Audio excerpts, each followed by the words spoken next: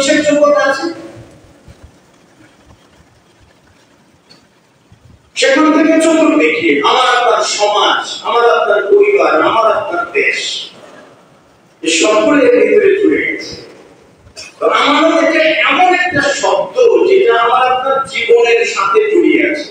এটা শুধুমাত্র বলে আমাদের খেয়াল করলাম, আমি কম দিয়ে আমাদের খেয়াল দিল না, এরকম নয়। আমানত অনেক ব্যাপক অর্থ বসে, অনেক ব্যাপক অর্থ বসে। আমাদের এতটা ওয়েট, আল্লাহ সুবহানাহু ওয়া তাআলা বলেছেন, ইন্না আরাদনা আল-আমানাতা আলাস সামাওয়াতি ওয়াল আরদি ওয়াল জিবাল। আল্লাহ তাআলা বলেছেন যে আমি আমানত শব্দটাকে, মানে আমানত যে একটা বিষয়, এটাকে আসমানের উপর তুলে ধরলাম, ওয়াল আরদি এবং জমিনের উপরে তুলে ধরলাম, ওয়াল জিবাল এবং পাহাড়ের উপরে তুলে ধরলাম। ইবনে কাসির উল্লেখ করা আছে, তাফসীর কুতুবিতে রয়েছে, আল্লাহ তাআলা যখন আমানতকে আসমানের উপর তুলে ধরলেন যে তুমি আমানতকে কি গ্রহণ করবে, এর মাঝে যা কিছু আছে, আসমান তখন আল্লাহ তাআলাকে বললেন ওমা ফিহা ইয়া রাব্বাল আলামিন, আমানতের ভিতরে কি আছে? আল্লাহ সুবহানাহু ওয়া তাআলা আমানত গ্রহণ করার অর্থ হলো যখন তুমি ভালো কাজ করবে তখন সওয়াব পাবে, খারাপ কাজ করবে তো শাস্তি পাবে। আসমান তখন অপারগতা প্রকাশ করে, এভাবে জমিন অপারগতা প্রকাশ করে, এভাবে পাহাড়ও অপারগতা প্রকাশ করে। বা আবাইনা ইয়াহমিলনা, আমানতকে বহন করতে তারা অপারগতা প্রকাশ করে, অস্বীকার করে। ওয়া আশফাকনা মিনহা হামালাহা আল-ইনসান, কিন্তু সেই আমানতটা মানুষ মাথায় নিয়ে, আদম আলাইহিস সালামকে যখন বললেন আমানতকে কি তোমার উপরে দেব, আদম বললেন যে ওর ভিতরে কি আছে, ওটা কি করা লাগবে? বলে যদি ভালো কাজ করো সওয়াব পাবে, আর মন্দ কাজ করলে পাপী হবে, জাহান্নামে যেতে হবে, শাস্তি পেতে হবে। আদম আলাইহিস সালাম মিল, ঠিক আছে আমাকে দিয়ে দেন, আমার সন্তান সন্ততি আমানত পালন করে। কিন্তু আল্লাহ তাআলা কি বলে দিলেন, বাবাইনা আইয়াহমিলনা ওয়া আশফাকনা মিনহা হামালাহা আল-ইনসান ইন্নাহু কানা যালুমান জাহুলা। মানুষ বড্ড অবিচারী, বড্ডই কেন অবিচার, কেন? আমানত নেওয়ার পরেও সে আমানত রক্ষা করতে পারল, আমানত নিল ঠিকই কিন্তু রক্ষা করতে পারল না। রক্ষা করতে পারবে না এই ভয়ে আসমান নেই নাই, রক্ষা করতে পারবে না এই ভয়ে পাহাড় নেই নাই, রক্ষা করতে পারবে না এই ভয়ে জমিন নেই নাই, কিন্তু মানুষ নেই। হুযায়ফা রাদিয়াল্লাহু তাআলা বলছেন যে হাদাসানি রাসূলুল্লাহ হাদিসে, নবী সাল্লাল্লাহু আলাইহি ওয়াসাল্লাম আমাকে দুটো হাদিস বর্ণনা করে শোনান। একটা আমি পেয়েছি আর একটা অপেক্ষায় আছে। কই ভাই এটা কি পেয়েছি? বলে আল্লাহ তাআলা আমানত দিয়েছেন আগে, ইন্নাল্লাহ আনজালাল আমানাতা আলান নাস, আল্লাহ প্রথম মানুষের উপরে আমানত নাযিল করেছেন। তুম্মা নাযালাল কুরআন, এরপরে কোরআন নাযিল করেছেন। আমানত মানে কোরআন নয়, কোরআন মানে আমানত নয়। আগে আমানত নাযিল করেছেন, এরপরে আল্লাহ তাআলা কোরআন নাযিল করেছেন। তো আমানত যার ভিতরে আছে তিনি কোরআন শেখেন, কোরআন বোঝেন, সুন্নাহ শেখেন, সুন্নাহ বোঝেন। যার ভিতরে আমানতদারিতা নেই সে ব্যক্তি কোরআন শেখে না, কোরআন বোঝে না, সুন্নাহ শেখে না, সুন্নাহ বোঝে না। এই আমানত আমাদের মধ্যে আছে। তাই আমানত প্রথম দিয়েছেন আল্লাহ তাআলা, তারপর কোরআন দিয়েছেন, যাতে মানুষ কোরআনটাকে সংরক্ষণ করতে পারে। তো আমরা কোরআনটাকে সংরক্ষণ করতে পারি না, মানে আমরা আমানতটাকে নিয়ে নিয়েছি ঠিকই কিন্তু নিজের উপরে রাখতে পারি। হুযায়ফা রাদিয়াল্লাহু আনহু বলেছেন, আরেকটা হাদিস বলছেন আমানত উঠে যাওয়া, বলে মানুষ ঘুমিয়ে যাবে, এরপর তার ভিতর থেকে আমানত উঠে নেওয়া। আমানত যখন উঠে নেওয়া হবে তখন মানব অন্তরে একটা রেখা বাঁধবে, রেখার মতো আমানত থাকবে। পরবর্তীতে আবার ঘুমিয়ে যাবে, সেই রেখাটা উঠে যাবে, আমানত একেবারে উঠে যাবে। তারপর এমন একটা জামানা আসবে, এমন একটা সময় আসবে যে জায়গায় মানুষ কোনো ক্ষেত্রে আমানত রক্ষা করবে না। সংক্ষিপ্ত খুতবা শেষ করার চেষ্টা করব ইনশাআল্লাহ তাআলা। আজকে খুতবার বিষয়বস্তু হলো আমানত। আমানত এই শব্দটা সবার পরিচিত, সবাই জানি। আমাদের দেশে বড় বড় কোম্পানি আছে আমানতের কারণে। তো আমানত কি জিনিস? এই জিনিস, এই শব্দটা বলতে কি বোঝায়, এর প্রয়োগ কত, আমাদের জীবনে এর প্রয়োজনীয়তা কত আছে এবং আমরা সেটাকে কতটুকু মান্য করতে পারি, একটু হিসাবের খাতা খোলা দরকার। আমানত শব্দটা, এটা শব্দগত অর্থ হলো বিদ্যুল খিয়ানত, মানে খিয়ানতের বিপরীত। যা খিয়ানত বলতে যা বোঝায়, আমানতটা সম্পূর্ণ তার বিপরীত বোঝায়। আমানত শব্দটা আমনন থেকে এসেছে। আমনন মানে হলো ভয়হীন, ডরহীন, যেখানে কোনো ভয় নেই। আল্লাহ বলছেন যে লা তাহজান আলাইহিম, মানে তাদের উপর কোনো চিন্তা নাই, কোনো ভয় নাই, তারা জান্নাতে প্রবেশ করবে। এরা হলো আমান, আল্লাহ তাআলার কাছে আমান। মুহাম্মদ রাসূলুল্লাহ সাল্লাল্লাহু আলাইহি ওয়াসাল্লাম বলেছেন যে আন-নুজুমু আমানাতুন ফিস সামা, তারকারাজিগুলো আসমানের নিরাপত্তা বিধায়ক। মানে আসমান নিরাপদ ততদিন থাকবে যতদিন আসমানে তারকারাজি থাকবে। যখন তারকারাজি ভুলে যাবে তখন আসমান ধ্বংস হয়ে যাবে। এবং রাসূল সাল্লাল্লাহু আলাইহি ওয়াসাল্লাম বলেছেন আনা আমানাতুন লিআসহাবি, আমি আমার সাহাবায়ে কেরামদের উপর নিরাপত্তা বিধায়ক। মানে অর্থাৎ রাসূল সাল্লাল্লাহু আলাইহি ওয়াসাল্লাম যতদিন জীবিত থাকবেন ততদিন পর্যন্ত শরীয়তের বিকৃত অবিকৃত কোনো বিষয় নিয়ে সাহাবায়ে কেরামদের কোনো টেনশন নেই। আবার রাসূল সাল্লাল্লাহু আলাইহি ওয়াসাল্লাম বলেছেন আসহাবি আমানাতুন লিউম্মতি, আমার সাহাবায়ে কেরাম আমার উম্মতের জন্য নিরাপত্তা বিধায়ক, মানে রাডার বলতে পারে। অর্থাৎ সাহাবায়ে কেরাম যতদিন পর্যন্ত জীবিত থাকবেন ততদিন পর্যন্ত কেউ কোনো বিদআত প্রবেশ করাতে চাইলে সাহাবীদের রাডারে সেটা ধরা পড়বে। অর্থাৎ উম্মতদেরকে বলতে পারেন যে নির্ভেজাল একটা দ্বীন তারা দিতে সর্বাত্মক চেষ্টা করবে। আমানত মানে হলো নিরাপত্তা বিধায়ক, নিরাপদ হওয়া, ভীতিমুক্ত থাকা। আর আমানত শব্দের শব্দগত অর্থ হলো বিদ্যুল খিয়ানত, যেটা কিয়ামতের বিপরীত।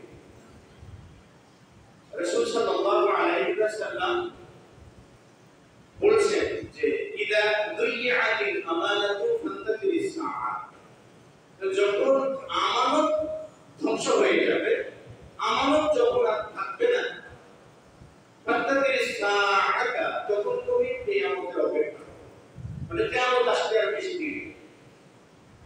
তাহলে আমানত এমন কি সত্যটা, ওর ভিতরে কি আছে যেটার সঙ্গে দুনিয়ার ধ্বংস হওয়ার সম্পর্ক আছে। মানে আমানত থাকবে না তো দুনিয়া ধ্বংস হয়ে যাবে, আমানত আছে তো দুনিয়া ধ্বংস হবে না। মানে কিয়ামতের সময় এখনো হয়নি যদি আমানত থেকে থাকে। আর যদি আমানত না থেকে থাকে তাহলে অচিরেই কিয়ামত ধ্বংস হয়ে যেতে পারে, কিয়ামত আসতে পারে। আল্লাহ রাব্বুল আলামিন বলেছেন ইন্নাল্লাহা ইয়া'মুরুকুম আন তু'আদ্দুল আমানাতি ইলা আহলিহা, আল্লাহ তাআলা তোমাদেরকে আদেশ করেছেন যে আমানতকে তার হকদারের কাছে পৌঁছে দিতে। তার হকদারের কাছে আমানত পৌঁছে দেওয়ার জন্য আল্লাহ তাআলা নির্দেশ প্রদান করেছেন। আরো বলেছেন ওয়া ইযা হাকামতুম বাইনান নাসি আন তাহকুমু বিল আদলি, যখন তোমরা মানুষের মাঝে বিচার করবে, ফয়সালা করবে, রায় দেবে, তখন তোমার রায়টা যেন আদল বা ইনসাফ সম্পূর্ণ হয়। মানে তোমার রায়, তোমার বিচারটা যাতে টাকা দিয়ে প্রভাবিত না হয়, তোমার বিচারটা যাতে মামা দিয়ে প্রভাবিত না হয়, তোমার বিচারটা যাতে লন্ডনে ভাষার বিনিময়ে প্রভাবিত না হয়। আন তাহকুমু বিল আদলি, ইনসাফ ইনসাফের সঙ্গে বিচার করবে। ইন্নাল্লাহ ইয়াইদুকুম বিহি, আল্লাহ তোমাদেরকে উত্তম নসিহত দিয়েছেন। আল্লাহ সবকিছু শোনেন, সবকিছু দেখেন। তাহলে আমানত রক্ষা করার জন্য আল্লাহ তাআলা নির্দেশ প্রদান করেছেন। আর রাসূল সাল্লাল্লাহু আলাইহি ওয়াসাল্লাম বলেন যে আমানত যখন ধ্বংস হয়ে যাবে তখন কিয়ামত সংঘটিত হবে। সাহাবায়ে কেরাম জিজ্ঞেস করলেন, ইয়া রাসূলুল্লাহ কাইফা ইদাআতুহা, আমানত ধ্বংস হয়ে যায় কিভাবে? এটা কি করে ধ্বংস হবে? আমানত কি থাকবে না?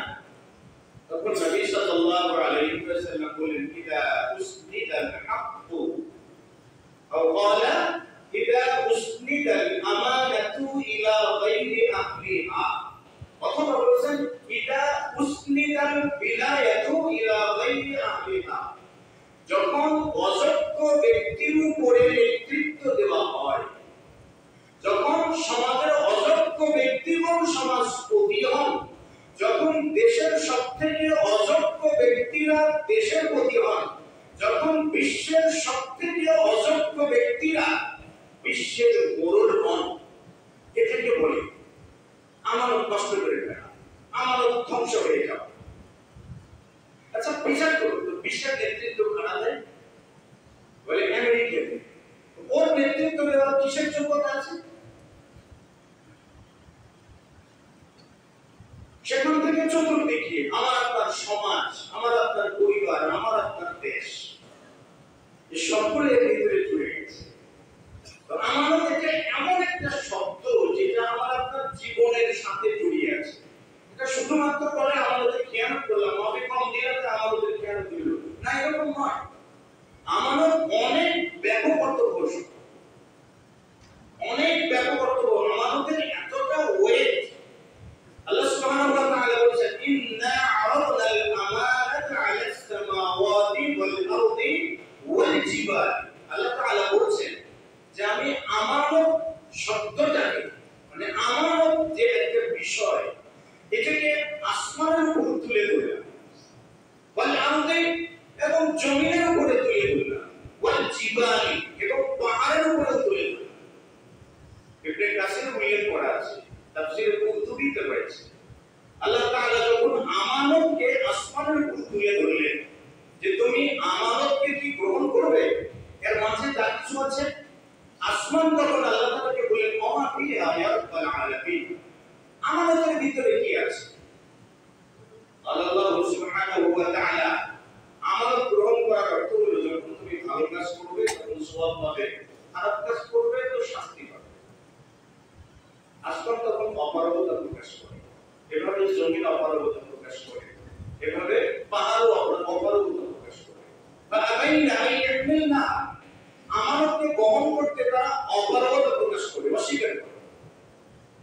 ওয়া আশফাকনা মিনহা হামালাহাল ইনসান, কিন্তু সেই আমানতটা মানুষ মাথায় নিয়ে, আদম আলাইহিস সালামকে যখন বললেন আমানতকে কি তোমার উপরে দেব, আদম বললেন যে ওর ভিতরে কি আছে, ওটা কি করা লাগবে? বলে যদি ভালো কাজ করো সওয়াব পাবে, আর মন্দ কাজ করলে পাপী হবে, জাহান্নামে যেতে হবে, শাস্তি পেতে হবে। আদম আলাইহিস সালাম মিল, ঠিক আছে, আমাকে দিয়ে দেন, আমার সন্তান সন্ততি আমানত পালন করে। কিন্তু আল্লাহ তাআলা কি বলে দিলেন, বাবাইনা আইয়াহমিলনাহা ওয়া আশফাকনা মিনহা হামালাহাল ইনসান ইন্নাহু কানা যালুমান জাহুলা, মানুষ বড্ড অবিচারী, বড্ডই অত কেন অবিচার, কেন? আমানত নেওয়ার পরেও সে আমানত রক্ষা করতে পারল না। আমানত নিল ঠিকই, কিন্তু রক্ষা করতে পারল না। রক্ষা করতে পারবে না এই ভয়ে আসমান নেই নাই, রক্ষা করতে পারবে না এই ভয়ে পাহাড় নেই নাই, রক্ষা করতে পারবে না এই ভয়ে জমিন নেই নাই, কিন্তু মানুষ কি? হুযায়ফা রাদিয়াল্লাহু তাআলা বলছেন যে হাদাদানি রাসূলুল্লাহ হাদিসাইন, নবী সাল্লাল্লাহু আলাইহি ওয়াসাল্লাম আমাকে দুটো হাদিস বর্ণনা করে শোনালেন। একটা আমি পেয়েছি, আরেকটার অপেক্ষায় আছে। কই ভাই, এটার জন্য কি পেয়েছি? বলে আল্লাহ তাআলা আমানত দিয়েছেন আগে, ইন্নাল্লাহা আনজালাল আমানাতা আলান নাস, আল্লাহ প্রথম মানুষের উপরে আমানত নাযিল করেছেন। তুম্মা নাযালাল কুরআন, এরপরে কোরআন নাযিল করেছেন। আমানত মানে কোরআন নয়, কোরআন মানে আমানত নয়। আগে আমানত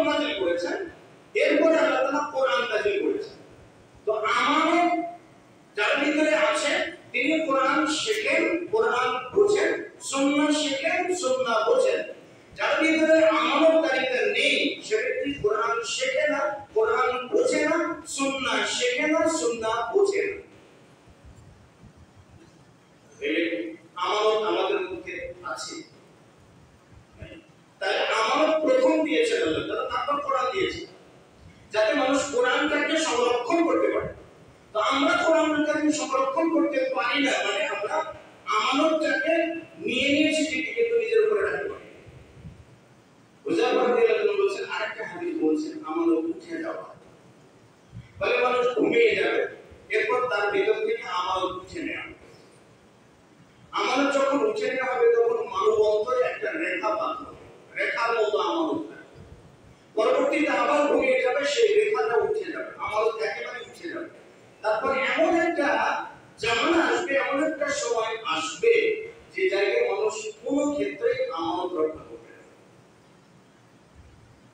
তিনি বলছেন, হুযায়ফা রাদিয়াল্লাহু আনহু বলছেন, এমন একটা সময় ছিল মদিনার যে কোনো ব্যক্তির সঙ্গে আমরা ব্যবসায়িক লেনদেন করতাম, কেনা বেচা সবই করতাম নির্ভয়ে।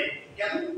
যার সঙ্গে কেনা বেচা করেছি তিনি যদি মুসলিম হন তাহলে তার ইসলাম তাকে খেয়ানত থেকে বাঁচাবে, আর তিনি যদি অমুসলিম হন, নাসারা হয়ে থাকেন, তাহলে তার মা বাবা তাকে খেয়ানত থেকে বাঁচাবে। কিন্তু এমন একটা জামানার মধ্যে আমি পতিত হয়ে গেলাম যে উল্লেখিত দুই একজন ব্যক্তি ছাড়া আর কোনো আমানত ছিল না। আমাদের সময়টা তার থেকেও বেশি খারাপ সময় যায়। আমানত কি জিনিস, সেই আমানতটা আমরা রক্ষা করতে পারি না। আমানতের সূরা অনেকগুলো রয়েছে, অনেকগুলো সূরা রয়েছে। যেমন আল আমানাতু ফিল ফিতরা, ফিতরা মানে স্বভাবজাত ধর্ম, যেটা আল্লাহ তাআলা দিয়েছেন, এটা আমার আপনার উপরে আমানত। কিভাবে? আল্লাহ সুবহানাহু ওয়া তাআলা আদম আলাইহিস সালাতু ওয়াস সালামকে সৃষ্টি করার পর তার পৃষ্ঠদেশ থেকে অনেকগুলো আত্মা বের করেছেন, কিয়ামত পর্যন্ত যাদেরকে প্রেরণ করবেন। তাদেরকে বের করার পর আল্লাহ তাআলা জিজ্ঞেস করলেন, আলাস্তু বিরাব্বিকুম, আমি কি তোমাদের রব নই? ক্বালু বালা, তারা সকলেই বলেছিল, হ্যাঁ আপনি আমাদের রব, অর্থাৎ প্রতিপালক বা পালনকর্তা হিসাবে একমাত্র আল্লাহ সুবহানাহু ওয়া তাআলা রয়েছেন, তিনি ব্যতীত আর কোনো পালনকর্তা নাই। তাহলে আমার পালনকর্তা হিসেবে, আমার পরিচালক হিসেবে, সময়ের পরিবর্তনকারী হিসেবে, আমার সন্তান দাতা, জীবন দাতা, রিজিক দাতা, মৃত্যু দাতা, সব কিছু দাতা হিসেবে একমাত্র আল্লাহ তাআলাকে সেই জায়গায় মেনে নিয়েছে। আর আল্লাহ তাআলা ওই স্বীকৃতিটাকে আমানত হিসেবে আমাদের উপরে দিয়েছেন। তার মানে আল্লাহু রাব্বুনা, বাক্যটা আমাদের উপরে আমানত। কাজে কোনো ব্যক্তি যখন রবের রুবুবিয়ত থেকে সরে যায়, নাস্তিক্যবাদের দিকে ধাবিত হয়, তখন সে ব্যক্তি আমানতের খেয়ানত করে। রাসূল সাল্লাল্লাহু আলাইহি ওয়াসাল্লাম বলেছেন যে মা মিন মাউলুদিন ইল্লা ইউলাদু আলাল ফিতরা, প্রত্যেকটা শিশু জন্মায় ইসলামের উপরে, মানে শরীয়তের উপরে। সকল শিশু জন্ম হয় শরীয়তের উপরে, ইসলামের উপরে।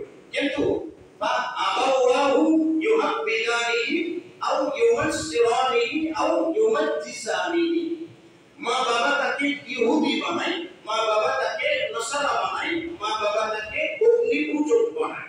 মানে ইহুদির ঘরে যদি কোনো সন্তান জন্ম নেয়, সন্তানটা জন্মগতভাবে মুসলিম, জন্মগ্রহণ করার পর যখন দেখে তার বাবা পেগোডাতে যায়, মসজিদে যায় না, তার বাবা মসজিদে সালাত পড়ে না, পেগোডাতে যায় তার উৎসব পালন করে, তার মানে জন্মের পর বাবার প্রভাবে তিনি ইহুদি হন, জন্মের পর বাবার প্রভাবে তিনি নাসারা হন, জন্মের পরে বাপ মায়ের প্রভাবে তিনি অগ্নিপূজক হন। এ থেকে বোঝা যায় যে প্রত্যেকটা বাবার ঔরসজাত সন্তান তার জন্য আমানত। প্রত্যেকটা বাবার ঔরসজাত সন্তান তার জন্য আমানত। আমানতটা কোন জায়গায়? প্রত্যেকটা বাবাকে তার সন্তানকে রুবুবিয়ত সম্পর্কে শিক্ষা দিতে হবে, আল্লাহ তাআলার যে বিধানাবলী আছে সেই বিধানাবলী সম্পর্কে শিক্ষা দিতে হবে, এটা হলো আমানত।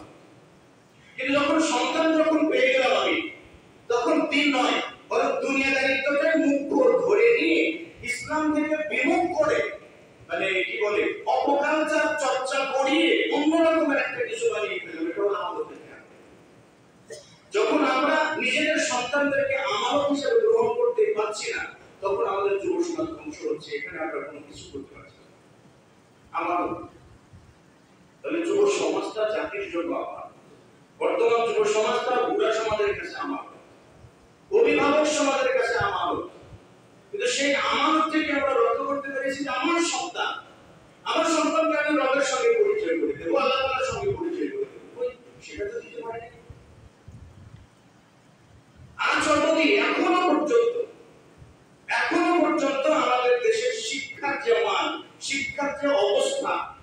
তাপমাত্রা বেড়ে গেছে 39 ডিগ্রি সেলসিয়াস, বলে স্কুল বন্ধ করে দাও। শীত, বলে তাপমাত্রা 15 ডিগ্রি সেলসিয়াসের নিচে রয়েছে, তো কি করো, বলে স্কুল কলেজ বন্ধ করে দাও।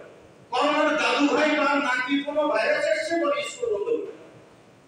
আমাদের খেয়াল, কারণ প্রত্যেকটা ছাত্র, আমি যদি শিক্ষামন্ত্রী হয়ে থাকি, যে হই না কেন, প্রত্যেকটা ছাত্র আমার কাছে আমানত, কারণ শিক্ষার দায়িত্বটা আল্লাহ তাআলা আমাকে দিয়েছে।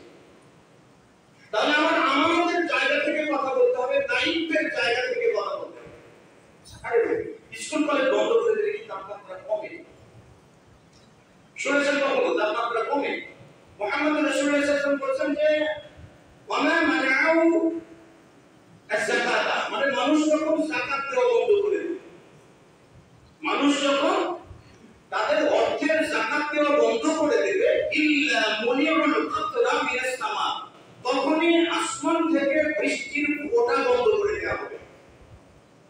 তার মানে সমাজে যখন যাকাতের প্রচলন থাকবে না, তখন আসমান থেকে বৃষ্টি বন্ধ হয়ে যাবে। মুহাম্মদ রাসূলুল্লাহ সাল্লাল্লাহু আলাইহি ওয়াসাল্লাম বলছেন যে লাউলাল বাহাইম, দুনিয়াতে যদি চতুষ্পদ বাকশক্তিহীন কোনো প্রাণী না থাকতো, মানে গরু, ছাগল, শুকর, কুকুর যদি না থাকতো, তাহলে পৃথিবীতে এক ফোঁটা বৃষ্টিও মানব জাতির উপরে দেওয়া হতো না। আপনি গরিবের জাকাতের টাকা, গরিব সারা জীবন পরিশ্রম করে শহরে এক কাঠা জমি কিনেছে, আপনার আয়নার চক্ষুটা ওই জায়গায় যে পতিত হয়েছে। আপনি বলছেন স্কুল বন্ধ করে দিয়ে তাপমাত্রা কমে। আমারও তাপমাত্রা বেড়ে গিয়েছিল, আপনি কি রক্ষা করেছেন? একটা আমানত, কাজে যুব সমাজটা অভিভাবক সমাজের কাছে আমানত। একজন বাবা যদি 4টে সন্তান জন্ম দেন, 4টে সন্তানই তার কাছে আমানত। আল্লাহর সঙ্গে পরিচয় করে দেওয়া, দ্বীনের সঙ্গে পরিচয় করে দেওয়া, দ্বীন বোঝানো, জানানো, এটা তার উপরে আমানত। আমি আমার সন্তানকে যদি দ্বীন শিক্ষা না দিতে পারি, তাহলে সেই আমানতটাই আমি খেয়ানত করেছি। আল্লাহ বলেছেন আদুল আমানাতি ইলা আহলিহা, আমানতের যারা যারা হকদার আছে তাদের কাছে পৌঁছে দাও। আমার সন্তান যে আমার আমানতের হকদার, আমি তাকে পৌঁছে দেব। বাবা মারা গেছে, আপনার জানাজা পড়ে, ঠিক আছে, সন্তান আপনি জানাজা পড়ে, ডাক্তার নিচে কাপড় ক্লিন শেভ করেছে, 2-4টে সিগারেট কি বলে বাপ মরার আগে আপনি খেয়ে মুখ ভর্তি করে নিয়ে এসেছেন, আপনি জানাজা এটা কি বলবেন? কোন আক্কেল বলতে হবে? আপনার বাবা আমার কাছে, বাবা সন্তানের কাছে আমানত কে? মরার সাথে সাথে বাবা সন্তানের কাছে আমানত কোন জায়গায়? জীবিত থাকা অবস্থায় বাবা আমানত কোন জায়গায়? বাবার খরচ দিতে হবে। লা তাকুল লাহুমা উফিন ওয়া লা তানহারহুমা, তাদেরকে কখনো ধমক দিয়ে কথা বলবে না, মানে ধমক দিয়ে কথা না বলাটা আমানত, তাদের সঙ্গে উত্তম ব্যবহার করাটা আমানত, তাদের খরচ বহন করাটা আমানত, বৃদ্ধাশ্রমে তাদেরকে না পাঠানোটা আমানত, আমার সন্তানকে তার নাতির সঙ্গে তার খেলতে আসা করতে দেওয়াটাও আমানত। প্রত্যেকটা মেয়ের কাছে তার শ্বশুর শাশুড়ি আমানত। সে আমানতকে রক্ষা করেছে। তাহলে বাবা মারা যাওয়ার পরে আমানত করে আমানত কি? বাবার জন্য সন্তান কি করবে? এটা কোরআন নয়, এটা দান নয় যে বাবার জন্য অনুগ্রহ করলেন, নয়, এটা বাবার হক। আপনি যতবার রব্বের হামহুমা কামা রাব্বায়ানি সগীরা করবেন, ততবার আপনি আমানত রক্ষা করে চলবেন। জীবনে একবার আপনার মুখে আসেনি, আপনি সবথেকে বড় আমানতের জ্ঞান করেন, তারপরে আল্লাহকে করবেন। এই জন্য আমানতকে আল্লাহ তাআলা আগে প্রথম আসমানের উপরে দিলেন, আসমান আল্লাহর উপরে প্রকাশ করলেন। জমিন নিতে পারেনি, এত ভারী নিতে পারবে না, বোঝা, পাহাড় নিতে পারেনি, ধসে যাবে, নিতে পারেনি, কিন্তু মানুষ নিয়েছে। তো আমরা নিয়েছি, আমানতকে আমরা রক্ষা করেছি।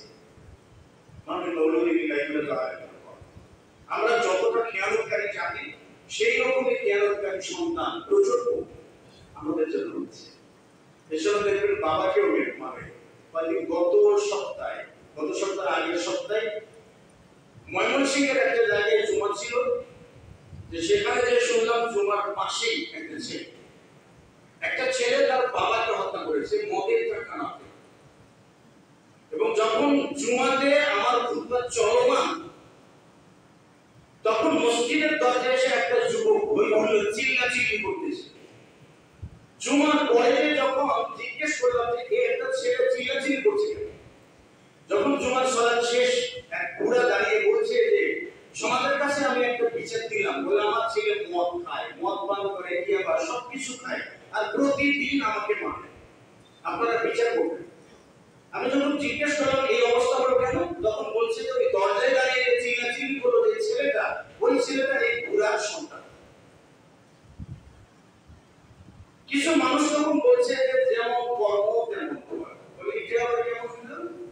এই বুড়া যখন যুবক ছিল তখন সমাজের মানুষকে শান্তিতে থাকতে দেয়, আজকে অশান্তি পাচ্ছে।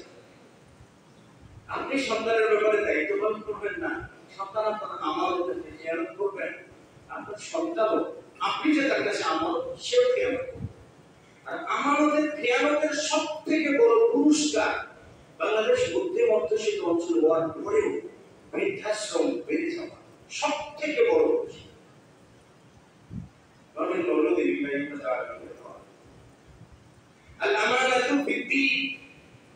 দ্বীনের ক্ষেত্রে আমানত আল্লাহ তাআলা বলেছেন ইন্নাল্লাহ আস্তাফা লাকুম দ্বীন, আল্লাহ তাআলা তোমাদের জন্য দ্বীনকে মনোনীত করেছেন, দ্বীনকে মনোনীত করেছেন। অন্য বর্ণনায় এসেছে যে ইসলামকে আল্লাহ তাআলা মনোনীত করেছেন। তাহলে যে ইসলামটা আমাদের জন্য মনোনীত করেছেন, পছন্দ করেছেন, সেই ইসলামটা আমার উপরে আমানত। সুতরাং বাংলাদেশের যত ভার্সিটিতে ইসলাম বিমুখ শিক্ষা দেওয়া হয়, পাঠদান করা হয়, ইসলামের শিক্ষা যদি কোনো ভার্সিটিতে না থাকে তাহলে পুরো ভার্সিটির কর্তৃপক্ষ খেয়াল করেছে যুব সমাজ। ভার্সিটির মাস্টার সব কিছু করবেন কিন্তু আলিফ তাসা করতে পারবেন না, সূরা ফাতিহা জানেন না। মাস্টার্স কমপ্লিট একটা ছেলেকে বলবেন নামাজ পড়েন না, বলে ওযু করা শিখি। হাইরে ভার্সিটি তাকে আমানত করে করেছে, দায়িত্ব পালন করেছে, মুসলিম হিসেবে সে ওযু করা শিখে। ইফতার পার্টি করবেন, যত এলাচি দাউদ ওখানে বলে করেছে। আর আপনার হয়েছে হিন্দুদের যে উৎসব সেখানে মাখামাখি, ছেলে মেয়ে একত্র হয়ে মাখামাখি করছে, ওটা জায়েজ হয়েছে। আমার জাতি আমানতের কাছে যারা আমানতদার তারাই তো সবচেয়ে বড় লোক।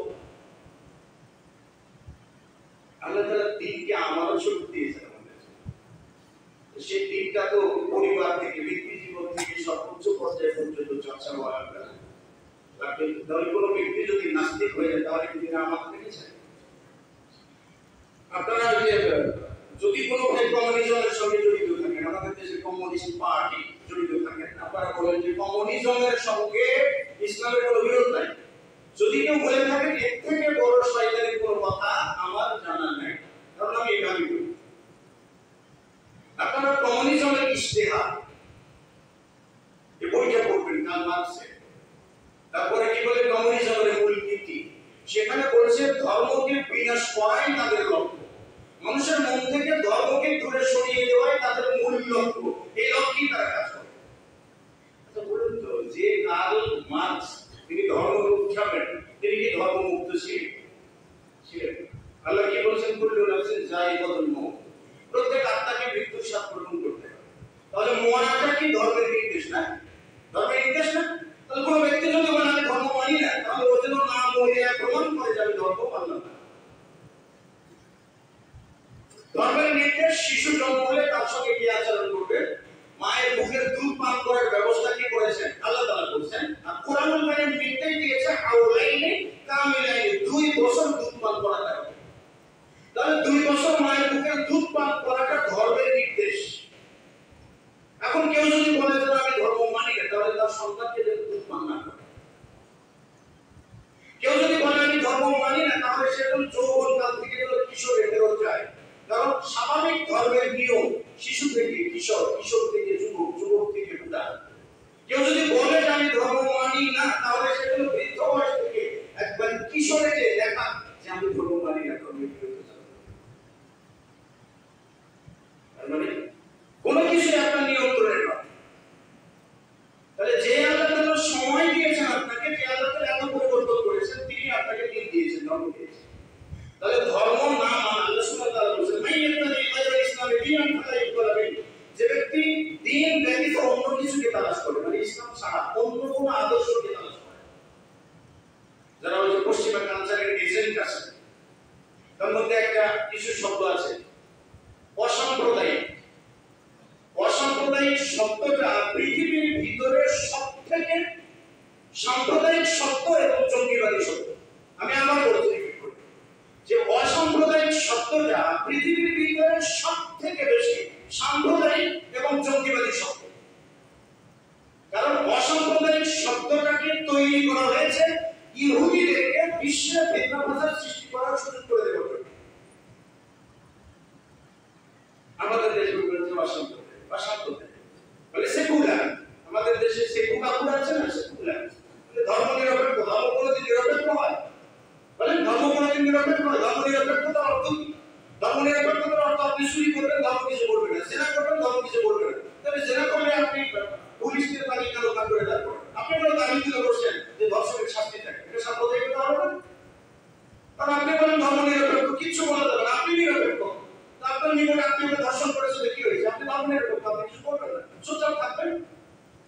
এর মধ্যে দুইজনকে বলা হয়েছে না, এই জন্য সেকুলার এই শব্দগুলো পশ্চিমাদের আবিষ্কার করে, অসাম্প্রদায়িকতা এই শব্দগুলো পশ্চিমাদের আবিষ্কার করে। জঙ্গিবাদ শব্দটা শুধুমাত্র মুসলিমদেরকে গায়ে করার জন্য ব্যবহার করেছে, আর মুসলিমরা বেঈমান।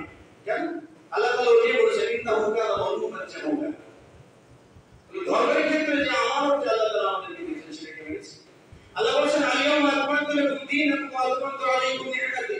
আজ থেকে আমি তোমাদের জন্য দ্বীনটাকে পূর্ণ করে দিলাম। তার মানে একটা কমপ্লিট দ্বীন আল্লাহ তাআলা দিয়েছেন। তার মানে দ্বীনের ভিতরে কিছু যুক্ত করে দেওয়াটাও আমানতের খেয়ানত, দ্বীন থেকে কিছু মাইনাস করে দেওয়াটাও আমানতের খেয়ানত, দ্বীনের কিছু পরিবর্তন করাটাও আমানতের খেয়ানত। আল্লাহ নিজের পরিচয় দিয়েছেন, আল্লাহু আলাল আরশ, আল্লাহ তাআলা ইস্তাওয়া আলাল আরশ, আল্লাহ আরশে সমুন্নত। এখন কেউ যদি বলে আল্লাহ বিকুল্লি মাকান, আল্লাহ সর্বত্র বিরাজমান, এটা আল্লাহ তাআলার ক্ষেত্রে খেয়ানত। মানে আল্লাহ যে নিজের পরিচয়টা দিয়েছেন সেই পরিচয় বাদ দিয়ে ভিন্ন কোনো পরিচয় তাকে তাবদীল করেছে, এটা আমাদের খেয়ানত। মুহাম্মদ রাসূলুল্লাহ সাল্লাল্লাহু আলাইহি ওয়াসাল্লাম বলেছেন আনা বাশারুম মিথলুকুম, আমি তোমাদের মতোই মানুষ। এখন কোনো ব্যক্তি যদি বলে মুহাম্মদ সাল্লাল্লাহু আলাইহি ওয়াসাল্লাম, তাহলে এটা কি আমাদের খেয়ানত? কেন? মুহাম্মদ বাশার, তিনি মানুষ, মানুষ হিসেবে তার প্রতি বিশ্বাস স্থাপন করাটা আমাদের, এর ব্যতিক্রম ব্যাখ্যা বিশ্লেষণ করাটা হলো খেয়ানত। যে দিনটাকে বড় আমানত করে আল্লাহ তাআলা আমাদের করে দিয়েছেন, সেই দিনটা আমরা মানি, চর্চা করি, বুঝি, বিশুদ্ধতা যাচাই করি। আমাদের কাছে দিনটা রয়েছে। আমানত শব্দের শব্দগত অর্থ তাআত, আনুগত্য করা।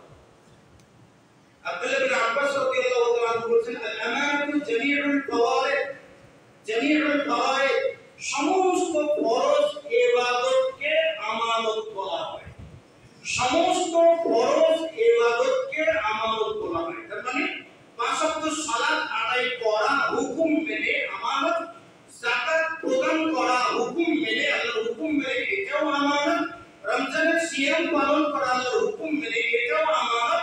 সামর্থ্যবান ব্যক্তির হজ পালন করা, এটাও আমানত। খালি শুধু জুমার দিন আসবেন আর মুসলিম হবে আর সারা সপ্তাহ হবে না, তাহলে আমানত রক্ষা করবে। বুঝলাম? আল আমানাতু ফিদ্দীন, দ্বীনের ক্ষেত্রে আমানত। আল আমানাতু লিহিফযিল জাওয়ারিহ, দেহকে সুরক্ষিত রাখারও আমানত। আপনাকে আল্লাহ দেহ দিয়েছেন, সেই দেহটাকে আপনি সুরক্ষিত রাখবেন, এটা আল্লাহ তাআলা আপনার উপরে আমানত স্বরূপ দিয়েছেন। সেই ক্ষেত্রে রাসূল সাল্লাল্লাহু আলাইহি ওয়াসাল্লাম বলেছেন যে যখন কোনো ব্যক্তি ছায়াতে বসে, অতঃপর তার রোদ যখন এসে তার দেহের অর্ধেকে রোদ পড়ে যায় আর অর্ধেক ছায়া থাকে, তখন যেন সে জায়গা থেকে দাঁড়িয়ে চলে যায়, হয় পুরো দেহ নিয়ে রোদে যাবে আর না হলে পুরো দেহ নিয়ে ছায়াতে যাবে। কেন? এটা আমানতের খেয়ানত। কেন? দেহের কিছু অংশের প্রতি অবিচার করছেন রোদের তাপ দিয়ে, আর কিছু অংশের প্রতি সুবিচার করছেন ছায়া দিয়ে। রাসূল সাল্লাল্লাহু আলাইহি ওয়াসাল্লাম বলেছেন যদি কোনো ব্যক্তির দুটো স্যান্ডেলের একটা স্যান্ডেল ছিঁড়ে যায়, তাহলে সে যেন দুটো স্যান্ডেলই হাতে করে নেয়, একটা স্যান্ডেল পরে চলবে। কেন? কারণ একটা স্যান্ডেল পরে যখন আপনি যাবেন, একটা পাকে আরামে রাখবেন আর একটা পাকে তাপে রাখবেন, যেটাকে আমানতের খেয়ানত বলে। আল আমানাতু লিহিফযিল জাওয়ারিহ, আপনার অঙ্গ প্রত্যঙ্গকে সুরক্ষিত রাখার আমানত, বডিকে সুরক্ষিত রাখার ক্ষেত্রে খেয়ানত, কারণ আপনি আমানত রক্ষা করেন। আচ্ছা বলুন তো, সিগারেট খেলে স্বাস্থ্য বাড়ে কেউ বলেছেন? বলেন না? বলে মদ খেলে আপনি স্বাস্থ্যবান হয়ে যাবেন, সব রোগ থেকে মুক্তি পাবেন, কেউ বলেছে? বলে না। জর্দা খেলে স্বাস্থ্য ভালো হয়, কেউ বলেছে? এক ডাক্তারের কাছে জর্দা করে গেছে, বলে খালি পেট ব্যথা করে, কাশি আসে। ডাক্তার সাহেব একটু রসালো ব্যক্তি, বলছেন যে এত যে জর্দা দিয়ে পান খান বাবা, কোনদিন কি আপনার কাশ ভালো হয় না? বলে না বাবা, এটা খাইলে আরো বেশি হয়। দুইটা খান কেন? হয় ওষুধ খাবেন না হলে জর্দা খাবেন, কোনটা খাবেন বলে? হয় ওষুধ খাবেন না হলে জর্দা খেয়ে ভালো হবে। যদি ভালো না হয় তাহলে তো দেখেন কেন ছেড়ে দিতে হবে। তাহলে আপনি যখন ধূমপান করেন, সিগারেট খান, হ্যাঁ, সিগারেটের ভিতরে বিভিন্ন ব্র্যান্ডের সিগারেট আছে। আমাদের কেন তারা করছে জানেন? ওই যে যারা বিভিন্ন কোম্পানিকে সিগারেট উৎপাদন করার জন্য টাকা নিয়ে অনুমোদন দিয়েছে। তারা প্রথম পর্যায়ে কেন করে? আর যে কোম্পানিগুলো সিগারেট বানিয়েছে এরা আরেকটা খেয়াল করে। আর তার থেকেও বড় খেয়াল হলো সিগারেটের প্যাকেটে লিখে দেওয়া ধূমপান স্বাস্থ্যের জন্য ক্ষতিকর। এক থেকে বাজিগর পৃথিবীতে থাকার কথা নয়। আরে বদমাইশ কথাটা, যেটা ক্ষতিকর সেটা তৈরি করলে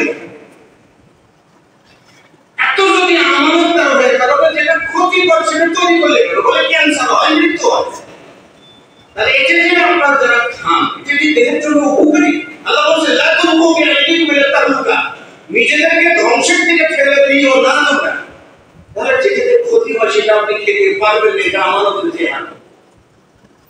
আপনি আমাদের কেয়ার করবেন তো মোনাফিকের একটা চাল দিতে ওকে। আল্লাহ যেটা আমানত রেখেছেন সেটা সম্পর্কে আল্লাহ জিজ্ঞেস করবেন না? এত নিজের ক্ষতি করেছে। রাসূলুল্লাহ বলছেন যে নেশা পান করে, এটা তো গেল আপনার দুনিয়ার। সিগারেটের ভিতরে যে নিকোটিন থাকে, যারা লন্ডনে কি বলে আপনার ব্রিটেনে আবিষ্কার হয়েছিল সিগারেট সর্বপ্রথম 1700 শতাব্দীতে। তারা আবিষ্কার করে তারা বলেছিল যে সিগারেটের যে তামাকগুলো থাকে এর ভিতরে এতগুলো নিকোটিন আছে যে কোন ব্যক্তি যদি দুটি সিগারেটের ভিতরে যতগুলো তামাক থাকে এতগুলো তামাক যদি একবারে জর্দার মতো করে চিবিয়ে খায় তাহলে সে ঘটনাস্থলেই মারা যাবে, হাসপাতালে যাবে। মজা, কিন্তু আমাদের কেন করবেন? আপনি নিজে আমাদের খেয়াল করি আর আপনি বলেন যে আমার বউ যাতে কি বলে যাতে ফেরাউনের স্ত্রীর মতো পবিত্র বউ আসে। আপনি পবিত্র বউ চান আর আপনি মনের আটকায় আটকা করে দেবেন, এটা আরেক ধরনের কেন? আলাহিল জাওয়ারিহ, অঙ্গ প্রত্যঙ্গকে সুরক্ষিত রাখা কি আমাদের এক্ষেত্রেও আমাদের। তাহলে হারাম কোনো টাকনোর নিচে কাপড় পরা খেয়ানত করা, কারণ টাকনোর নিচে কাপড় পরলে আপনার পায়ের টাকনো দুর্বল হয়ে যেতে পারে। নারীদের ক্ষেত্রে পর্দার ব্যবস্থা করে দিয়েছেন আল্লাহ তাআলা। কেন? পর্দার বিধানটা আমানত। কেন? নারীর দেহকে রক্ষা করে। আপনারা পড়াশোনা করে দেখবেন যে নারী এবং পুরুষ এই দুই দেহের তাত্ত্বিক পার্থক্য যেটা মগজে কম বেশি আছে। পুরুষের মগজ 250 গ্রাম হতে পারে, 250 থেকে 300 গ্রাম, তাও বেশি হতে পারে, বা 280 থেকে 300 গ্রাম পর্যন্ত হতে পারে।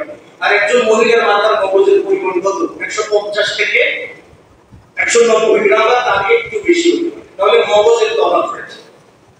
আর যারা আধুনিক শরীর তত্ত্ববিদ যারা আছেন তারা বলছেন যে পুরুষের ত্বকের নারীদের ত্বকের তুলনায় পুরুষের ত্বকটা মোটা এবং শক্ত এবং তৈলাক্ত। মোটা এবং তৈলাক্ত, অর্থাৎ পুরুষের ত্বকের ত্বক যেমন মোটা ঠিক তেমনি তার উপরে তৈলাক্ত ভাব আছে, তেল আছে। এজন্য রোদের ভিতরে গেলে তার চেহারা খারাপ হয়ে যাওয়ার সম্ভাবনাটা কম। কিন্তু মহিলার ত্বকের উপরে সেই তেলটা নেই, তৈলাক্ত ভাবটা নেই, তাদের ত্বকটা পাতলা। তারা যদি মুখোশ ছাড়া কোনো রোদের তাপে পড়ে তাহলে তাদের চেহারা নষ্ট হয়ে যেতে পারে, অল্প বয়সে বার্ধক্যের ছাপ পড়ে যেতে পারে। তবে সেই জায়গা থেকে আল্লাহ তাআলা আমানত রক্ষা করবার জন্য পর্দা করে নির্দেশ। এখন আমাদের মানবতারা বলছে কি বলে? এই বলে যে শরীর আমার, দেহ আমার, সিদ্ধান্ত কেন অবর্জনা। নাউজুবিল্লাহ। আপনার শরীর হলে তো আপনি পিতা হওয়া থেকে বাঁচান না। 80 বছর বয়সে বিবাহ বন্ধনে আবদ্ধ হয়েছেন, 16 বছরের ছেলের সঙ্গে সম্ভব নয়। কেন? কারণ দেহটা আপনার নয়, আপনাকে একজন আমানত স্বরূপ দিয়েছেন। আমানত স্বরূপ দেহটা আল্লাহ তাআলা কি করেছেন? দিয়েছেন আপনাকে, যখন ইচ্ছা তখন তিনি টেনে নেবেন। রাসূল সাল্লাল্লাহু আলাইহি ওয়াসাল্লাম বলেছেন নিসাউন সিনফান মিন আহলিন নার, দুই শ্রেণীর ব্যক্তিরা জাহান্নামে। তার মধ্যে একটা নিসাউন কাসিয়াতুন আরিয়াতুন মুমিলা, মানে ওই সকল মহিলারা যারা পোশাক পরে বিবস্ত্র, পুরুষকে নিজের দিকে আকৃষ্ট করে, নিজেরা পুরুষের দিকে আকৃষ্ট হয়। রুসুহুন্না কাসতিমাতিল মুফতি, তাদের মাথাগুলো মুফতিদের জটের মতো, মানে মাথার চুলের ফ্যাশন করে পুরুষকে আকৃষ্ট করে।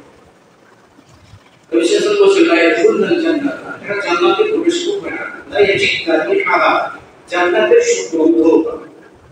জান্নাতের সুগন্ধটা 40 বছরের দূরত্ব। আমাদেরকে বলবো যে পর্দা না করাটা আমাদের দেহ। কেন? পর্দা না করলে আপনার শরীরের শরীয়ত মানবেন না আপনার শরীরের ক্ষতি, এজন্যই কর্তারা বিধান দিয়েছে। তাহলে আমানত রক্ষা করতে হলে এই যে বলছিলাম হিফদুল জাওয়ারিহ, মানে নিজের দেহকে সুরক্ষিত রাখাটাও আল্লাহ তাআলার তরফ থেকে দেওয়া আমানত। যে আমার দেহের ক্ষতি যে জায়গাগুলো করে সেই জায়গায় যদি আমি চাই তাহলে এটা আমানত। আসলে এটা ব্যক্তিতান্ত্রিক থেকে আরো ব্যাপক আকারে চলে যাওয়া সামাজিক।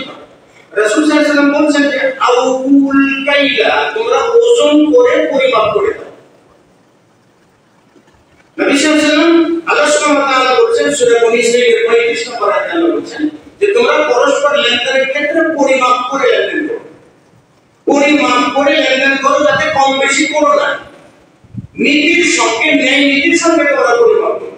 তাহলে আমরা দেশের বেশিরভাগ বলতে পারেন যে অনেক মানুষের রয়েছে ব্যবসা, তাহলে ব্যবসার ক্ষেত্রে আমানতটা কি? আমানতটা হলো কাউকে কম না করা।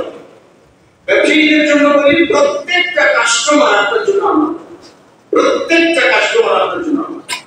কেউ যদি আপনাকে 500 টাকা দিয়ে থাকে তাহলে 500 টাকার পণ্য আপনি দিতে বাধ্য থাকবেন। মাপে কম দেওয়ার মাধ্যমে যদি 10 টাকাও আপনি পণ্য কম দিয়ে থাকেন তাহলে এই 10টি টাকা আপনি সুদ খেয়েছেন, এই 10টি টাকা সুদ হিসেবে জমা থাকবে। তেমনই এই 10 টাকার বিনিময়ে আপনার নিজের জীবনের আমলনামা থেকে কেটে তেমনই দিন টাকা দিবেন। কারণ সেদিন তো আপনি টাকা পাবেন না, টাকা দিয়ে পয়সা পাবেন। আল্লাহ বলেছেন ওয়াইলুল লিল মুতাফফিফিন, ধ্বংস তাদের জন্য যারা মাপ করবে। আল্লাযীনা ইযা কালু আলান নাসি ইসতাওফুন, যখন তারা মানুষের নিকট থেকে নেয় তখন সমান করে দেয়। ওয়া ইযা কালুহুম আও ওয়াজানুহুম ইউসিরুন, এবং যখন তারা মানুষকে মেপে দেয়, কম করে দেয়, তখন তারা বন্ধ। তাদের জন্য ধ্বংস। রাসূল সাল্লাল্লাহু আলাইহি ওয়াসাল্লাম একবার বাজারে গিয়ে দেখছেন যে খাদ্যের ভিতরে হাত দিলেন, দেওয়ার পরে নিচ থেকে ভিজা খাদ্য বের। জিজ্ঞেস করলেন বাহাদে সঠিক তাআম, এই খাদ্যের ব্যবসাটা এটা কি বলো? তো বলছে আসাবাতি সামাউ ইয়া রাসূলুল্লাহ, বৃষ্টি হয়েছে তো খাদ্য ভিজে গেছে। রাসূল সাল্লাল্লাহু আলাইহি ওয়াসাল্লাম বলেছেন যে আফালা তাআমু ফাকাত, বৃষ্টি হলে খাদ্য ভিজে, তো খাদ্যটা উপরে রাখলেন কেন? কারণ বৃষ্টি তো নিচের থেকে হয়, উপর থেকে বৃষ্টি হচ্ছে, সেটা উপরে নাই কেন? রাসূল সাল্লাল্লাহু আলাইহি ওয়াসাল্লাম বলেছেন মান বাশশারা ফালাইসা মিন্না, যে মানুষকে ধোঁকা দেয় সে আমার উম্মত নয়, যে মানুষকে ধোঁকা দেয় সে আমার উম্মত নয়।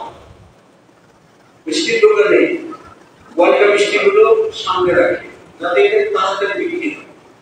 এখন দুপুর করে গেলে বন্ধ হবে না, বিক্রি করে আপনি বাস চড়া মূল্য দিয়ে কিনে নিয়ে গেলেন, আগুন বাগুন করতে করতে শ্বশুর বাড়িতে যাওয়ার পরে দেখলেন বৃষ্টিটা পচা। অর্থাৎ এই পচা মিষ্টি বিক্রি করে, অনুন্নত সম্পদ বিক্রি করে, অসভ্য সম্পদ বিক্রি করে যে কয় টাকা আপনি ইনকাম করেন সে কয় টাকা আপনি আমানতের খেয়াল রাখবেন। ইমাম আবু হানিফা রাহিমাহুল্লাহ, ইমাম আবু হানিফা রাহিমাহুল্লাহ তার একজন ব্যবসায়িক পার্টনার ছিল। এটা রয়েছে ইরশাদুল ইবাদাত, একটা বই রয়েছে ইলা সাবিলির রাশাদ, এই বইতে তুলে পড়া আছে যে ইমাম আবু হানিফা রাহিমাহুল্লাহ একজন ব্যবসায়িক পার্টনার ছিলেন। তাকে তিনি 70 পিস কাপড় দিয়ে দিলেন মিশরে বিক্রি করার জন্য। কুফা থেকে পাঠিয়ে দিলেন কাপড়, তিনি আছেন মিশরে, তার পার্টনার আছে মিশরে। তো ইমাম আবু হানিফা রাহিমাহুল্লাহ বলে দিলেন যে আমি যে তোমার কাছে 70টা কাপড়ের পিস তোমার কাছে পাঠিয়ে দিলাম, 70 পিসের ভিতরে এক পিস কাপড়ের মাঝখানে একটু ছেঁড়া আছে। এজন্য তুমি যখন মানুষের কাছে বিক্রি করে দিবা তখন বলে দিবা যে এই কাপড়টার ভিতরে ছেঁড়া আছে, তো আপনি নেবেন কিনা? নিলেও নিতে পারেন, না নিলে নাও নিতে পারেন, এটা তিনি বলে দিবেন। কিন্তু ব্যবসায়িক পার্টনার 70 পিস কাপড় বিক্রি করে 1000 টাকার বেশি দিরহাম ইনকাম করে দিয়েছে। তিনি যখন কুফাতে আসেন ইমাম আবু হানিফা রাহিমাহুল্লাহ জিজ্ঞেস করলেন, আমি যে তোমার কাছে যে একটা কাপড় যে ছেঁড়া ছিল, এটা যে আমি তোমার কাস্টমারকে বলে দিতে বলেছিলাম, তুমি কি বলেছিলে তাকে? বলছে নাসি, আমি ভুলে গেছি, বলতে পারি, আমি ভুলে গেছি বলতে পারি। এবার ইমাম আবু হানিফা রাহিমাহুল্লাহ কি বললেন, মিশর থেকে তার ব্যবসা করার যত অর্থ তিনি পেয়েছেন, মূলধনের অর্থ ব্যবসায়ী করে লাখ যা যা আছে সব মিলিয়ে তিনি এই সবগুলোকে আল্লাহর রাস্তায় দান করে দিলেন। এবং ইমাম আবু হানিফা রাহিমাহুল্লাহ বলেছেন, রাসূল সাল্লাল্লাহু আলাইহি ওয়াসাল্লাম বলেছেন, মান গাশশা ফালাইসা মিন্না, যে মানুষকে ধোঁকা দেয় সে আমার উম্মত নয়। এজন্য একজন মানুষকে ঠকিয়েছে মানে পুরো সম্পদটাই আমার জন্য খাওয়াতে হবে। কেন আমাদের দেশের ব্যবসায়ীরা ভাই গরু জবাই করে তার উপরে পানি ঢালে, ঢালতে ঢালতে 1 কেজি গরুর গোশত 1.5 কেজি বানিয়েছে। আবার যে গরুর যে ফেটা আছে না, ওর ভিতরে তো মনে করেন বালতি দিয়ে পানি, হ্যাঁ, ঢালতে ঢালতে আবার কতগুলো ভদ্র গরু আছে ঘরের পুকুরিতে জবাই করে কাঁচির ভিতরে করে বিক্রি করতে যান। তার মানে হলো জবাই করার আগে গরু মহাশয়ের সঙ্গে মালাকুল মউতের সাক্ষাৎ হয়েছে। এই জন্য অতি যত্নের আগে ঘরের ভিতরে জবাই করা হয়েছে। আমার থাকলো তখন আমানত উঠে যাবে, নষ্ট হয়ে যাবে, তখন কিয়ামতের অপেক্ষা করে, যে কোনো সময় কিয়ামত হয়ে যেতে পারে। মাপের কম দেওয়া না দেওয়া নাই, তাহলে ব্যবসাটাকে আমানত কম, ব্যবসাটা তো আমানত। আমরা রমজানে দেখেছি না, 80 টাকা করে তো রোজ কিনতে হয়েছে, আবার দুদিন পরে 20 টাকা করে কিনতে হয়েছে। পেঁয়াজের বাজার দেখছেন না, হঠাৎ করে আগুন লাগছে, আবার গ্যাস লাগছে, আবার বিদ্যুৎ লাগছে। মানে কি বাজারের অস্থিরতা কাটছেও না, জনগণকে ভালো মতো নিঃশ্বাসও নিতে দিচ্ছে না। এটা একটা বিপদ। কেন জানেন? আমানত। কেন? আমাদের সর্বোচ্চ পর্যায়ের ব্যক্তিরা সব থেকে বড় খেয়ালকারী। খেয়ালকারী অধীনস্থ যতগুলো স্তর আছে সবগুলো খেয়ালকারী। এখন জনগণ করে গেছে মালিকের চিপায়, আমানত শব্দটা শুধু জোরে আছে, কিন্তু আমি জারির বিন আব্দুল্লাহ রাদিয়াল্লাহু তাআলা আনহু, জারির বিন আব্দুল্লাহ রাদিয়াল্লাহু তাআলা ফাতহুল বারীতে হাফিজ ইবনে হাজার আসকালানী রাহিমাহুল্লাহ উল্লেখ করেছেন। জারির বিন আব্দুল্লাহ তিনি বাজারে গেছেন কিছু কিনতে, তো তিনি দরদাম করে একটা কিছু কিনে নিলেন। তিনি তার সম্পদ কিনে নিলেন 400 দিরহাম দিয়ে, 400 দিরহাম দিয়ে কিনে নিলেন। নেওয়ার পরে জারির বিন আব্দুল্লাহ বিক্রেতাকে বলছে যে হাল আনতা তুরিদু খামসান, তুমি কি 500 দিরহামে বিক্রি করার ইচ্ছা করেছিলে? ব্যবসায়ী বলছে না।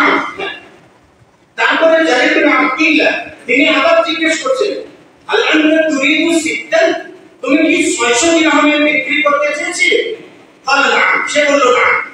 এরপরে জারির বিন আব্দুল্লাহ রাদিয়াল্লাহু তাআলা আনহু সাহাবী তিনি আবার জিজ্ঞেস করলেন হাল আনতা তুরিদু সাবআন, তুমি কি 700 দিরহামে বিক্রি করতে চেয়েছিলে, যেটা পরিবেশের কারণে পাওয়া এরকম কি?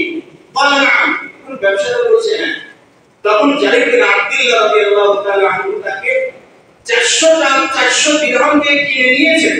তারপরে আবার তাকে 400 উপরে আরো 400 দিরহাম দিয়ে তার থেকে ওই পণ্যটাই 800 দিরহামে কিনে নিলেন। তিনি বলছেন قال রাসূলুল্লাহ সাল্লাল্লাহু আলাইহি ওয়াসাল্লাম, নবী সাল্লাল্লাহু আলাইহি ওয়াসাল্লাম আমাদেরকে প্রত্যেকটা কাজে ইনসাফ করার জন্য নির্দেশ প্রদান করেছেন। তাহলে তুমি যদি বেশি টাকা দিয়ে কিনে বেচতে চাও আর আমি যদি তোমাকে কম টাকা দিয়ে কিনে নিই, এটা বেইনসাফ, এটা আমাদের খেয়াল। আমরা কি করি ভাই? ও ভাই গাড়ি আছে, টুপি আছে, ভাই আমার পাশে বসে থেকে নতুন নতুন নসিহতমূলক কথা বলছে, নতুন নতুন নসিহতমূলক কথা বলছে, কিন্তু গাড়িতে উঠেছে যখন গাড়িতে ভাড়া নিতে আসে তখন তার গন্তব্যটা সাফ করে দেবে। মানে সে এসছে কিন্তু গাজীপুর থেকে আমার সাথে, কিন্তু সে যখন ভাড়া দিতে যাচ্ছে তখন বলছে সে যাবে সাইনবোর্ড, কিন্তু যখন ভাড়া দিবে তখন বলবে ভাই আপনাকে কত দেবো, মিষ্টি করে বলছে। বলে আপনি কোথেকে বলছেন? বলে আব্দুল্লাহপুর থেকে রামপুরা পর্যন্ত কত টাকা দেওয়া লাগবে? আব্দুল্লাহপুর থেকে রামপুরা বলে 40 টাকা। উঠেছে কোথেকে? গাজীপুর থেকে। নীতি দেখেন, আমাদের সাহাবায়ে কেরামদের নীতি দেখেন, সালাফগণদের নীতি দেখেন, আর আমার আপনার নীতি দেখেন। আমরা তো শুধু গাড়ি হেলিকপ্টারকে সবসময় গালাগালি করে থাকি, মানুষের কোনো জাতি, কিন্তু তার থেকেও বড় বিষয় হলো প্যাসেঞ্জার গুলো মানুষের জাতি। কেন জানেন? কারণ ভাড়া যখন দিবেন খুঁজে খুঁজে আপনার সেরা টাকাটা বের হয়ে যাবে।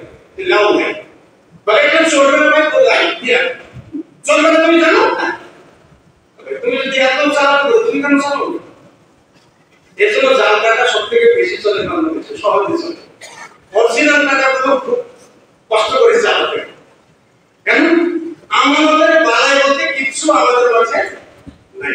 তাহলে আপনি যদি কাউকে ছেঁড়া টাকা দেন উপরে চুপে পেয়েছি বাড়ি করে যার টাকা পেয়েছি চিনি তো না টাকা ছেড়া তো কাজ না পেয়েছি আপনি ছেঁড়া টাকা দিচ্ছেন, এটা কি হচ্ছে আমাদের খেয়াল। যদি আপনার কাছে ছেঁড়া টাকা থেকে থাকে তাকে আপনি বলে দিতে ভাই দেখো যে এটা চালাতে পারবেন, চালাতে পারলেন না না চালাতে পারলে ফেরত দিন। আপনি কমপক্ষে এই কথাটা তো বলতে পারেন, চালাতে পারলেন না আপনি তাকে যেটা দিলেন সেটা চালাতে পারলেন না, তাহলে আপনি যখন আমাদের খেয়াল করেছেন যাকে দিয়েছেন সেও সংসার তৈরি করে চালাবে, সেও খেয়াল করবে। এই টাকা যত মানুষের কাছে ঘুরবে সবাই খেয়াল করবে, সবার খেয়ালের একটা পার্সেন্টেজ আপনি প্রথম পিস আপনি করবেন। কেন তাবিল পারলেন কেন পর্যন্ত যত হত্যাকাণ্ড ঘটবে পার্সেন্টেজ তাবিল পাবেন। আপনি যে প্রথম খেয়াল করেন আপনার থেকে যতগুলো মানুষ খেয়াল করা শিখবে সবার পার্সেন্টেজ আপনার গাড়ির উপরে পড়বে। কোন দিক দিয়ে যে পা পর্যন্ত বলতে পারে সালাতুন কেমন রাসূল সাল্লাল্লাহু আলাইহি ওয়াসাল্লাম বলছেন যে বাইনা রাজুলুন এক ব্যক্তি ছিল বনী ইসরাঈলের মাঝে, সে একটা জমি বিক্রি করেছে। সেই বুখারীর হাদিস একটা জমি বিক্রি করে দিয়েছে। তো জমি যখন বিক্রি করেছে, জমি যিনি ক্রয় করেছেন তিনি হাল চাষ করতেছে, জমির ভিতরে একটা স্বর্ণের কলস পেয়েছে, স্বর্ণের দিনার ভর্তি কলস পেয়েছে। আমাদের কারো হলে তো জ্ঞান থাকতো তাই না, কলস পেয়েছে। তিনি কলস নিয়ে জমি বিক্রেতার কাছে আসেন, এসে বলছেন যে ইশতারাইতু আনকা আল-আরদ, আমি তোমার কাছ থেকে জমি কিনেছি কিন্তু স্বর্ণের কলসটা কিনে নে, কাজে এটা আমার নয়, এটা তোমার। জমির বিক্রেতা বলছে বিক্রুকা আল-আরদ, আমি তোমার কাছে জমি বিক্রি করেছি, মানে জমির ভিতরে যা কিছু আছে সবগুলো বিক্রি করে দিয়েছো না। মানে দুজন বিবাদে জড়িয়ে গেছে। বিচারকের কাছে যখন গেছে তখন বিচারক বলছে তারা কেউ এই স্বর্ণের দিনারের কলস দিতে রাজি নয়, কেউ নেবেন না। তখন কি করবেন? বিচারক বলছেন যে তোমাদের কি কোনো সন্তান সন্ততি আছে? বিক্রেতা বলছে আমার ছেলে আছে, ক্রেতা বলছে আমার মেয়ে আছে। ঠিক আছে, তাদের দুজনকে তোমরা বিবাহ বন্ধনে আবদ্ধ করো আর তাদের দুজনের কল্যাণে এই দিনারগুলো খরচ করো। একে বলে আমানত, একেই বলে কি আমানত। আমরা যদি পাইতাম এরকম তাহলে কি নিজের জীবন দিব, কিন্তু ওটা আমার লাগবে। আর যত চুক্তি কোর্ট কাছারি আদালত কিসের জন্য ব্যবহার করবো? তখন খেয়াল করার জন্য। সারাক্ষণ কি আমরা রক্ষা করতে না, আমরা কি করি? মুহাম্মদ রাসূলুল্লাহ আবু হুরায়রা থেকে বর্ণিত তিনি বাড়িতে প্রবেশ করলেন। বাড়িতে প্রবেশ করে তিনি যে বিছানায় শয়ন করেন সেই বিছানার উপরে একটা খেজুর পড়ে আছে, একটা খেজুর পড়ে আছে বিছানার উপরে।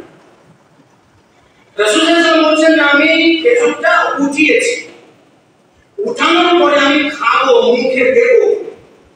মুখে দেওয়ার সময় আমার মনে হয়েছে আবু আমিনা সাদাকা, এটা কি যাকাতের খেজুর নয় তো? যদি যাকাতের খেজুর হয় তাহলে সমস্ত খেজুর তো আমার উপরে আমানত, এটা মানুষের কাছে বন্টন করে দিতে পারে। তাহলে একটা খেজুর তো আমি খেতে পারি, এটা আমাদের কিয়ামত হতে পারে। মুহাম্মদ রাসূলুল্লাহ মুখ থেকে সেই খেজুরটা ফেলে দিলেন। এটাকে বলে আমানতকে সুরক্ষিত রাখা, আমানত রাখা। আর তারই উম্মত না,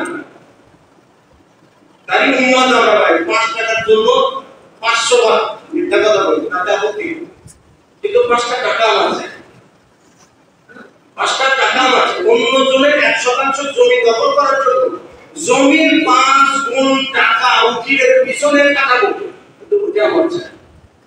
মানে খেয়ানত করতে আমরা এতটা বধু, এতটা শক্তিশালী, এতটাই মজবুত আমার রক্ষা করতে আমরা মজবুত। এক ব্যক্তি বলেছিল যে এক ব্যক্তি আরেক ব্যক্তি বলছে ভাই কিছু টাকা ধার দেন। তখন যে ধার দেবে তিনি বলছেন যে ঠিক আছে একটা সাক্ষী নিয়ে আসো। যে টাকা নিবে তিনি বলছেন যে টাকা আবেগা এই শহীদা আল্লাহ তাআলার সাক্ষী হিসেবে যথেষ্ট। আল্লাহ এরপরে যিনি ধার দিবেন তিনি বলছেন যে তাহলে একটা উকিল নিয়ে আসো যাকে তোমার পরিবর্তে ধরতে পারি। তখন বলছে কাবা বিল্লাহি ওয়াকিল, উকিল হিসেবে আল্লাহ যথেষ্ট, আর কিছু না। এই দুটো কথার উপর ভিত্তি করে তাকে 1000 দিনার ধার দিয়েছে। কত দিনার? 1000 দিনার ধার দিয়েছে। 1000 দিনার নিয়ে তিনি সমুদ্র পথে যেয়ে গন্তব্যে যে তার কাজ সব ছেড়েছে। সারার পরে 1000 দিনার জমা করে তিনি বাহন খুঁজতেছেন তার কাছে কি করে টাকাটা পৌঁছে দেওয়া যায়। বাহন খুঁজতে যেতে তিনি কোনো বাহন পাননি। তখন তিনি সমুদ্রের তীরে আসছেন, আসার পরে আল্লাহর কাছে ফরিয়াদ করে বলছে যে হে আল্লাহ, আমি অমুকের কাছে আমি ঋণ চেয়েছিলাম, সে তো একজন সাক্ষী চেয়েছিল, আমি বলছিলাম কাফা বিল্লাহি শাহিদা, আল্লাহই সাক্ষী হিসেবে যথেষ্ট। সে একটা উকিল চেয়েছিল, আমি বলছিলাম কাফা বিল্লাহি ওয়াকিলা, উকিল হিসেবে আল্লাহই যথেষ্ট, কাউর লাগবে না। তার উপর ভিত্তি করে সে আমাকে 1000 দিনার ধার দিয়েছে। আল্লাহ, আমি কোনো বাহন পাচ্ছি না যে তার কাছে টাকাটা পৌঁছে দেবো। আল্লাহ, তুমি যদি থেকে রাখো, আল্লাহ তুমি যদি থেকে থাকো, তোমার প্রতি পূর্ণ বিশ্বাস রেখে বলছে, আল্লাহ তুমি 1000 দিনার তার কাছে পৌঁছে। এই বলে তিনি কাঠ দিয়ে খোদাই করা একটা পাত্রের ভিতরে দিনারগুলোকে ভর্তি করে মুখটা আটকে দিয়ে সাগরের ভিতরে ছেড়ে দিলেন। আল্লাহ তোমার প্রতি বিশ্বাস রাখে তুমি পৌঁছে। তিনি টাকা ধার পেয়েছেন, তিনি খোঁজাখুঁজি করছেন তিনি নিয়ে গেলেন, তিনি কোথায়? তিনি সাগরের পাড়ে আসছেন, এসে একটা লাকড়ি তুলতে গেছেন, জ্বালানি হিসেবে তুলতে যেয়ে দেখেন একটা বাক্স খুলে দেখেন তার ভিতরে 1000 দিনার, গুনে গুনে 1000 দিনার আছে এবং সেখানে একটা চিঠি লেখা আছে, দোয়া সংবলিত চিঠি লেখা আছে। তিনি যখন এই দিনারগুলো নিয়ে বাড়িতে পৌঁছেছেন, তখন যিনি ঋণ নিয়েছেন তিনি আরো 1000 দিনার সংগ্রহ করে নিয়ে রওনা দিয়েছেন।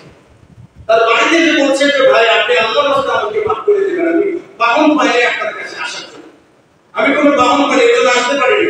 তখন তিনি বলছেন আপনি যে টাকাটা আমার কাছে পাঠিয়ে দিয়েছেন সেটা আল্লাহ তাআলা আমার কাছে পৌঁছে দিয়েছে, আপনি আপনার 1000 দিনার দিয়ে ফেরত আমানত রক্ষা করলে কি যাবতীয় বিপদ থেকে বাঁচাবে, আমানত রক্ষা করবে তো জান্নাতের গ্যারান্টি আপনার জন্য আছে। قد أفلح المؤمنون الذين هم في صلاتهم خاشعون। মুমিনুনের নাম বাড়াইতে আল্লাহ তাআলা বলছেন যে ঈমানদার ব্যক্তির আলামত হলো তিনি আমানতকে রক্ষা করেছেন, কিন্তু সে আমানতটা আমানত রক্ষা করছে। আমরা কবে শিখব, কবে বুঝব? শরীয়তে কাজে আল্লাহ তাআলা আমাদের কাছে আমানতটা দিয়েছেন, সেটা যদি আমরা রক্ষা করি তাহলে আমাদের কোনো টেনশন, আমাদের যুব সমাজ নিয়ে টেনশন নাই। আমরা আবারও স্বপ্নের যুগ ফেরত পেতে পারি যদি আমরা আমাদের অর্পিত আমানতটাকে আমরা সুন্দরভাবে সুরক্ষিত রাখতে পারি। আল্লাহ তাআলা আমাদের তৌফিক দান করুন। আমিন।